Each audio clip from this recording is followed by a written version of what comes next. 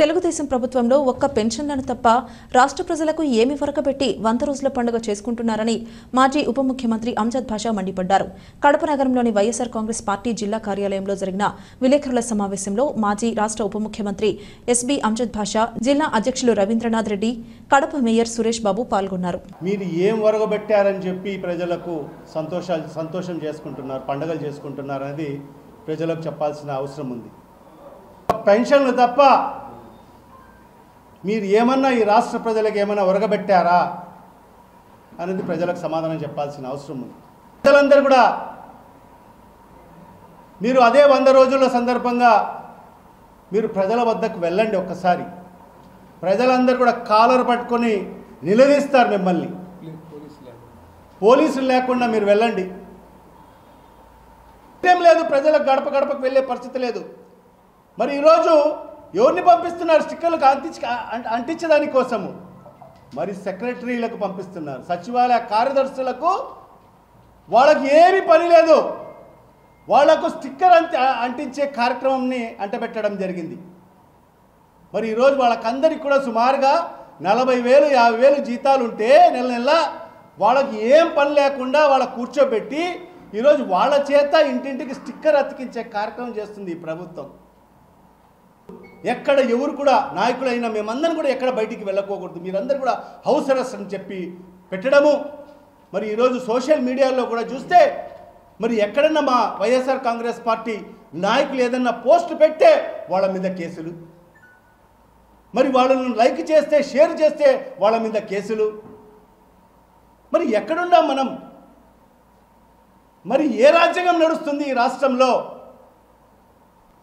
మరి ఈ 100 రోజులు నేను ఏమి చేయలేకపోయాను, దాన్ని ఏ రకంగా డైవర్ట్ చేయాలని చెప్పి మరి ఎవరో ఒకరిని మరి ఈ ఫీల్డ్లోకి లాగే ప్రయత్నం చేయొద్దని చెప్పి కూడా మరి గౌరవ ముఖ్యమంత్రి చంద్రబాబు నాయుడుకి నేను హితో పలుకుతున్నానని చెప్పి కూడా ఈ సందర్భంగా తెలియజేసుకుంటున్నాను.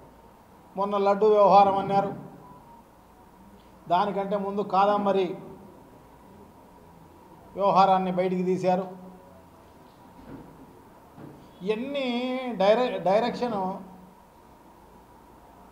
మార్చేదానికి ఉపయోగపడతాయి తప్ప అటువంటి పవిత్రమైన లడ్డును కలంకితం చేసే కార్యక్రమం చేసి నిజంగా కూడా హిందూ మనోభావాలపైన దెబ్బతీసే కార్యక్రమం అంతా కూడా చేసిన పరిస్థితి. సో నుంచి మొదలుకొని అందరికీ వైఎస్ఆర్ కాంగ్రెస్ పార్టీ నాయకులకు అంటే కార్పొరేటర్లకు, మిగతా అందరికీ కూడా మండల అధ్యక్షులకు, అందరికీ కూడా ఎమ్మెల్సీలకు, ఎమ్మెల్యేలకు, ఎక్స్ఎమ్మెల్యేలకు వీళ్ళు వాళ్ళు అనుకోకుండా అందరికీ నోటీస్ ఇచ్చిన పరిస్థితి.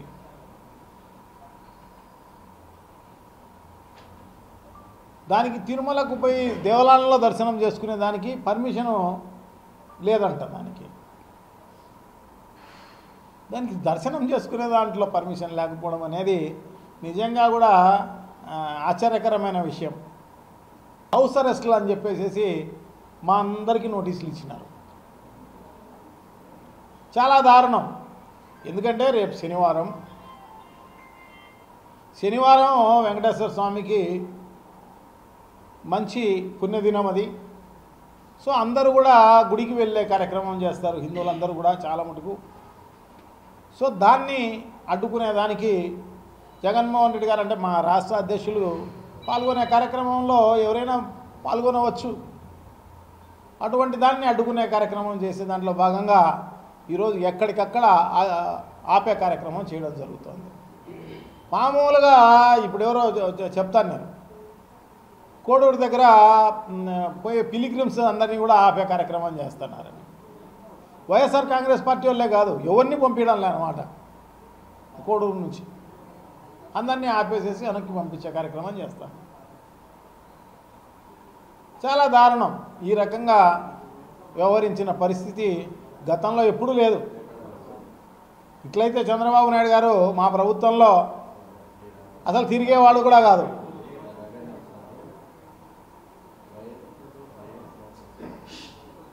సో అటువంటి ఎందుకంటే ప్రజాస్వామ్య దేశంలో ఉన్నాం మనము.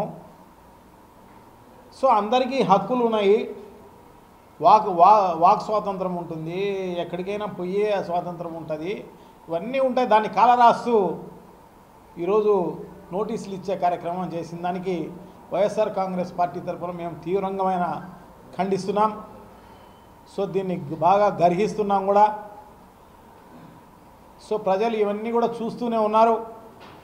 డెఫినెట్గా భవిష్యత్తులో బుద్ధి చెప్పే కార్యక్రమం తెలుగుదేశం పార్టీ నాయకులకు జరుగుతుంది అని చెప్పి